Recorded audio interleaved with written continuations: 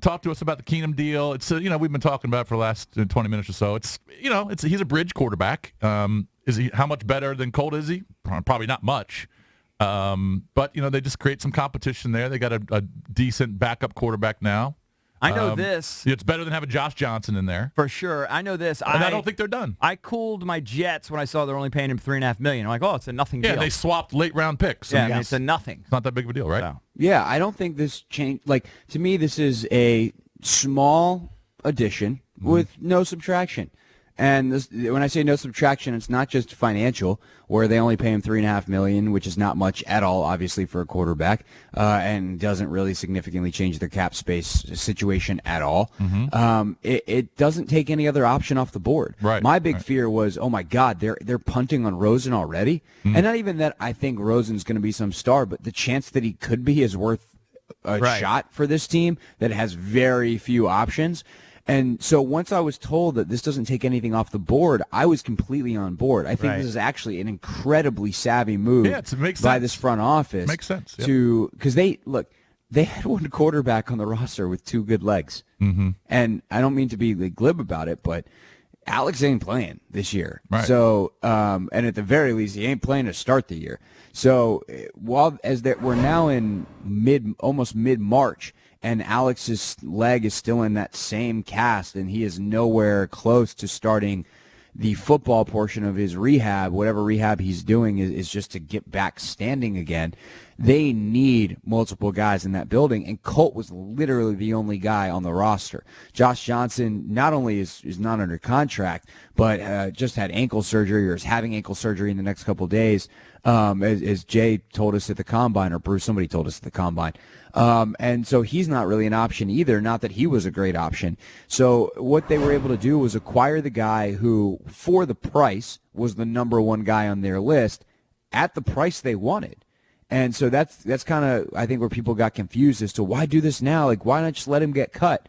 They wanted to sign him for basically $3.5 million anyway. So why risk him getting to the market, one team paying him $5 million, and now you either have to pay more than you want or you don't get Case Keenum, which I understand not getting Case Keenum is not the end of the world, but for them right now, that would have been a big deal. Craig, any idea on how long this deal has been percolating between the Broncos and the Redskins? Have they been working on it basically since the news of Flacco being dealt to the Broncos broke, or is this something that just happened within like the last week or so? Yeah, no, it happened within the last week. As of the Combine, I was talking to somebody, and they fully expected him to get cut, and that's how they were planning on going after him. Is like, hey, when he gets cut, he's the top guy on our list.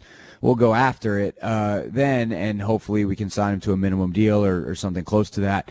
And apparently, and I talked to someone else yesterday, and they were like, yeah, it came together quickly. So I don't know exactly what the spur was to get it done. Maybe Denver was like, yeah, no, we'll do that. And Washington called just to kind of do their due diligence, or maybe another team got involved. I don't know what the impotence was, or maybe Keenum, Keenum had to agree to a restructure here. Maybe he was told, like, hey, Washington's an option. Is that interesting to you? And he was like, yeah, I could compete for a job there. And he knows that he's not relegated immediately to being a backup. And that was enough for him to agree, because he could have just gotten cut and got paid $7 million from Denver. And he actually is going to wind up making more than that. Now, he could have potentially signed a free agent deal, got the $7 million from Denver, and gotten a little bit more, so he is taking a little bit of a pay cut. But he actually is getting $7.5 million now. He got a $500,000 restructure bonus, $3.5 million from Denver, and then $3.5 million from Washington. So he winds up going, it really is like everybody wins here at the minimal level. Case got $500,000 more dollars, which is, a big deal to me. But is I not. could use it. Yeah, it's not a big deal in NFL money. Denver gets a 6th round pick in next year's draft. They give up a 7th to unload him, and Washington gets a quarterback that they need in their building, but they also don't have delusions of grandeur that they just solved their quarterback problem. So Washington's probably the biggest winner, but everyone got a little something here. Joined by our Redskins beat reporter Craig Hoffman as we talk about the trade for Case Keenum to play quarterback. Now, the one loser may be Colt McCoy, because Colt may have thought he was going to be the starter. And the more I think about it, from all angles, I think Case is going to be the starter and Colt's definitely going to be the backup. And I don't think it's going to be a competition. What are you hearing? They're actually using the word competition? Who have you heard from?